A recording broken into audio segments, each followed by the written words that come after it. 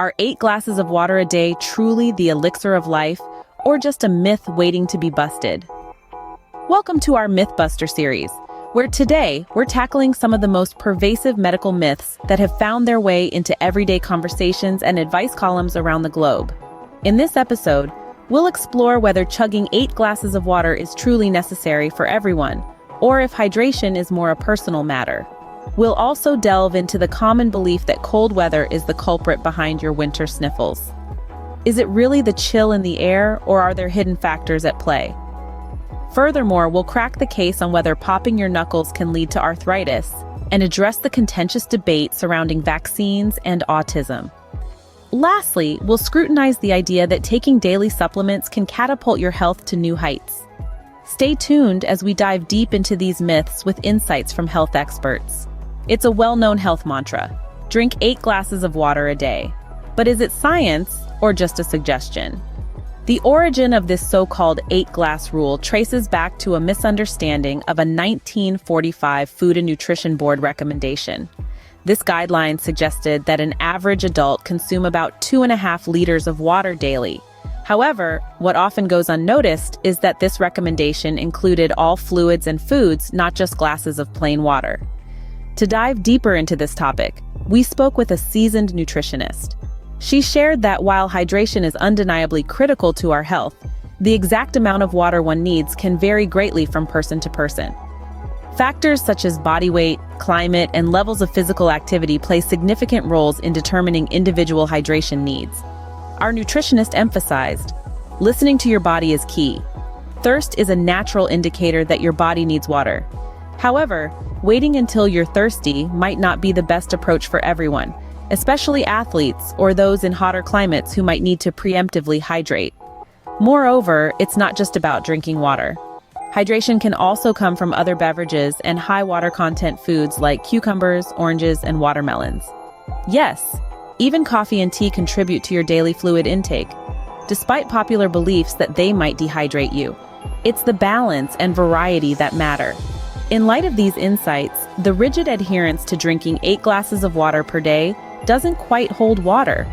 Instead, it's more about understanding and responding to your body's signals. Are you feeling thirsty?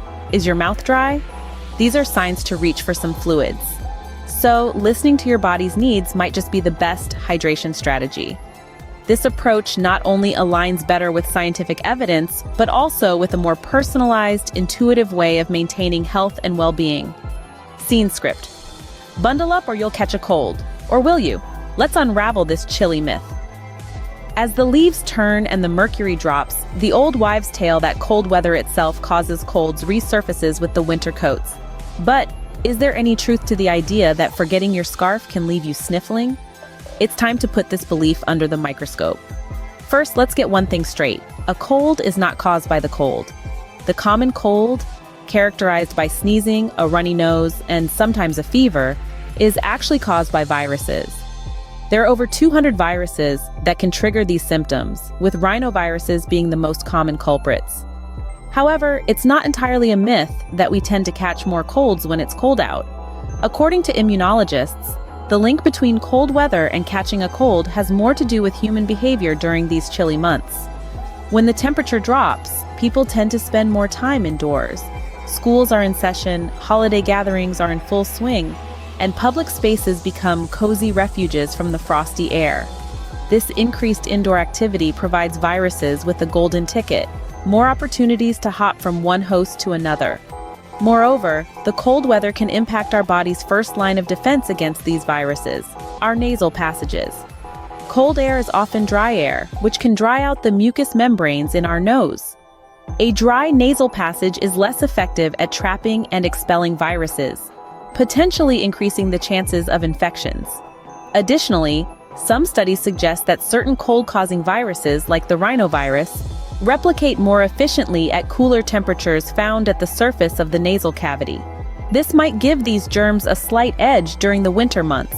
So, while the chill in the air isn't directly responsible for making you sick, it does play a supporting role by encouraging conditions that help viruses thrive. Turns out, it's not the cold air but close quarters that might be the real culprit. Every snap, crackle, and pop. Are these sounds a prelude to arthritis? Let's delve into a common concern that echoes in the minds of many. Does cracking your joints really lead to arthritis? Today, we're setting the record straight with some expert insights.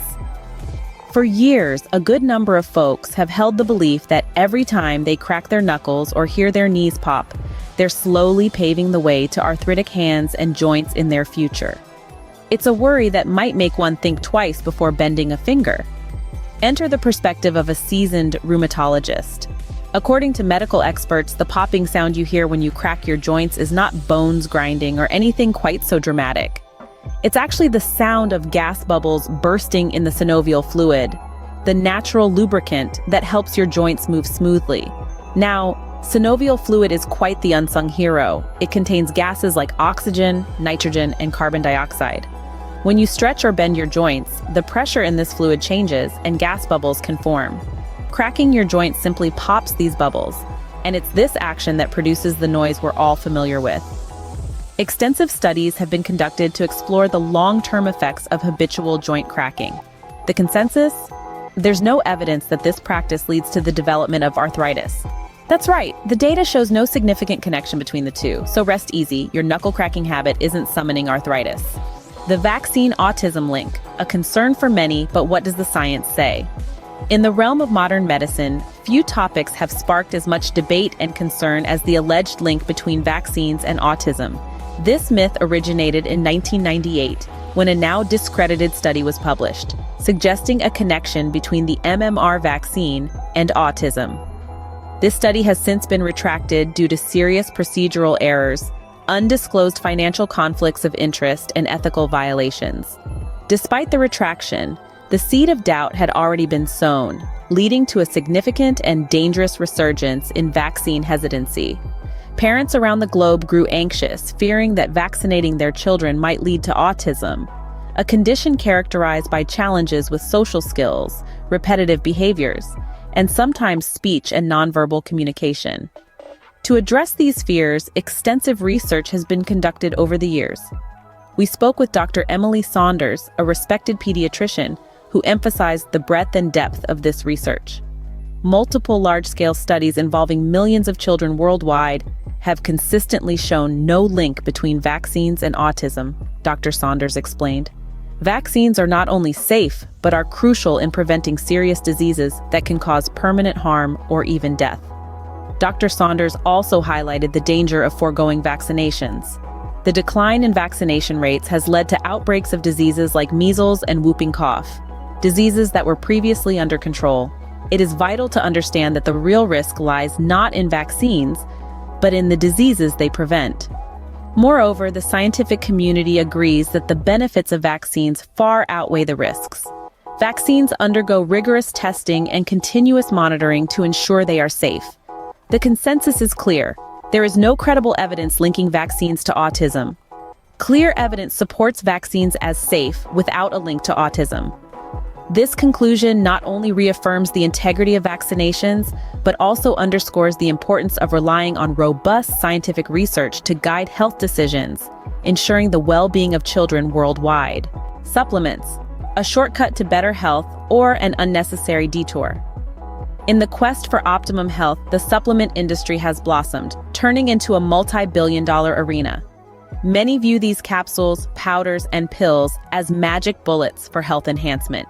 Yet how beneficial are these supplements truly?